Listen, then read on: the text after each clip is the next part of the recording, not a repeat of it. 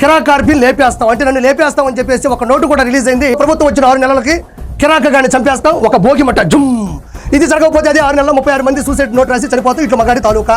నేను నిజమైన మగాడి తాలూకా. ఆ మగాడి ఎవరో చూడాలనుకుంటున్నారా? చూడండి, chief minister of Andhra Pradesh Shri Nara Chandrababu Naidu garu. నేను ఈ మగాడి తాలూకా. 74 సంవత్సరాల వయసులో కూడా ఆంధ్ర రాష్ట్ర అభివృద్ధి కోసం జింక పిల్ల పరిగెడుతున్నాడే. నేను ఈ మగాడు తాలూకా. విలువలు విశ్వసనీయతో కూడినటువంటి రాజకీయం చేయాలంటూ ఉంటాడే. నేను ఈ మగాడు తాలూకా. అలిపిరి గడ్డలలో ఎగిరిపడ్డా, కళ్ళలో ఏమాత్రం భయం లేకుండా బయటకు వచ్చి పదాలు రాజకీయం చేద్దామని తొడగొట్టి నిలబడ్డాడే. నేను ఈ మగాడి తాలూకా.